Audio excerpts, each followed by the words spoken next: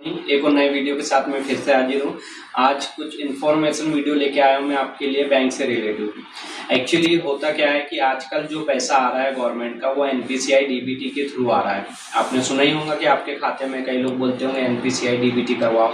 तो इसका मैं आपको नियम रूल्स बता देता हूँ। पहले क्या होता था, गवर्नमेंट जो आपके खाते में पैसे डालती थी वो अकाउंट के थ्रू आते थे। अब गवर्नमेंट ने अकाउंट के थ्रू ना लाके एनपीसीआई डीबीटी आधार बेस पे वो पैसा आपके खाते में डालता है।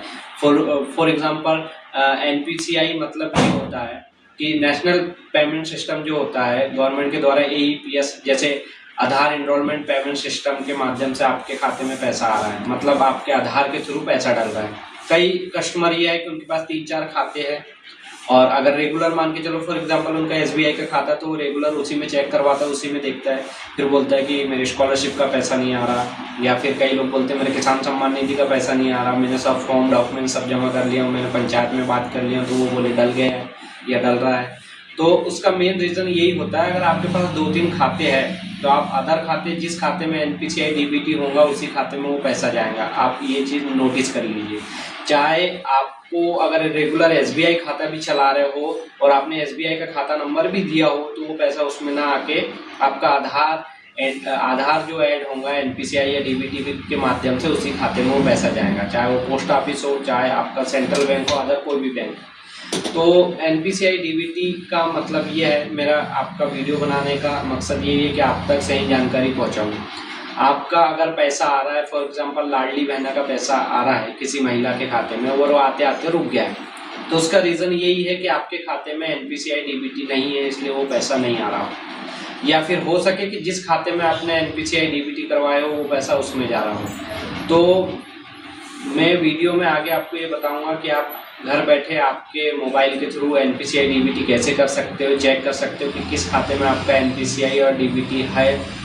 आप पीसी लैपटॉप के माध्यम से भी इस जानकारी को घर बैठे चेक कर सकते हो। तो वीडियो में मैं आपको बताने वाला हूँ, आप लाइन पर बने रहे, आगे की वीडियो आप देखिए, आपके लिए बहुत ओपन करते हैं डीबीटी। अब डीबीटी करने के लिए क्या करना होगा आपको, जैसे कि डेस्कटॉप दिख रहा है इस पे आपको कुछ नहीं, क्रोम ओपन करना है। आप ये क्रोम ओपन जैसे ही करोगे सर्च बार में आपको लिखना है एनपीसीआई लिख के आपको क्लिक करना है। जैसे ही आप इसे क्लिक करोगे सबसे ऊपर एक साइड आएंगी national payment corporation of India, इसको आपको क्लिक करना है।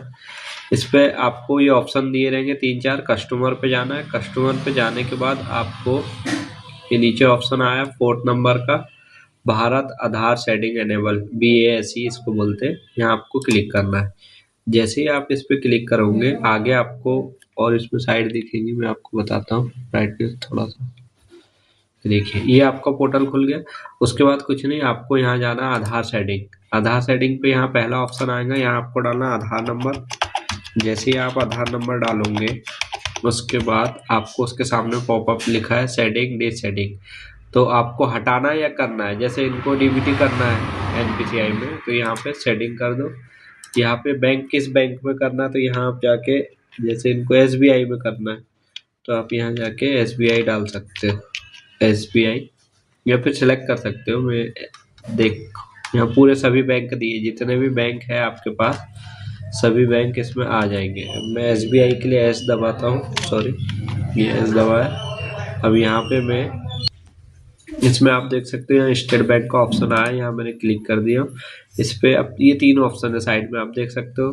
फ्रेश सेटिंग मूवमेंट का दिया, यानी सेम बैंक का या अदर बैंक का करना है, तो मुझे फ्रेश करना है यानी नई डीबीटी करना है। यहाँ मैं फ्रेश पे गया, यहाँ अकाउंट नंबर आप डाल दो जिस बैंक का आप कर रहे हो। जैसे एसबीआई का कर रहा हूँ तो एसबीआई का मैं अकाउंट नंबर यहाँ पे इंटर कर देता हूँ।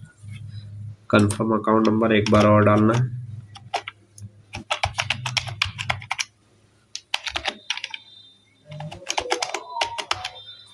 ये डालने के बाद आपको यहाँ पे टिक करना है और नीचे कैप्चर फिल करना है। कैप्चर यहाँ पे आप नीचे फिल कर सकते हो और उसके बाद सबमिट पे क्लिक करना है। सबमिट पे क्लिक करने के बाद ये पॉपअप आएगा, आपको नीचे स्क्रॉल करना है। स्क्रॉल के बाद ये पॉपअप आएगा, आप देख सकते हो यहाँ आई एग्री एंड कंटिन्यू करके क्लिक करना है। यहाँ पे आपको ओटीपी मांगेगा, तो आपका जो रजिस्टर्ड आधार में मोबाइल नंबर है उस पर ओटीपी जाएगा।